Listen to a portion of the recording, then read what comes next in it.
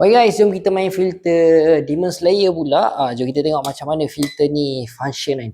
Okay, breathing style. Kita tengok breathing style kita dulu. Breathing style kita dapat, okay, saing-saing Gyu Tomioka lah kan. Okay, dua kita letak weapon dulu. Weapon dulu kita tengok pedang siapa yang kita dapat. Okay, pedang kita dapat pedang lah. Bukannya weapon macam Akaza pakai tangan ke apa. Okay, duo kita siapa? Kita punya partner. Duo kita siapa nama dia ni? Hashira, aduh aku time macam ni jugalah aku lupa nama. Tak apa, lover aku, buah hati aku lah, Gyu Tomioka Okay, kena breathing style aku, tapi kiranya aku ni perempuan lah kan. Okay, power up kita dapat, kita dapat curse mark.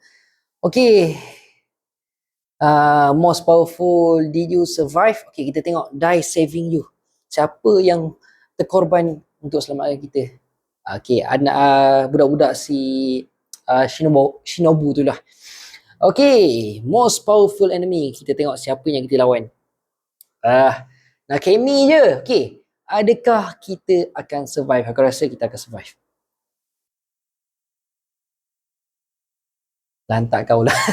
By the way guys, korang tengok hoodie anime Naruto yang aku pakai ni, aku beli kat Shopee. Tahu ada macam-macam design kak. Ini antara design yang aku dah beli.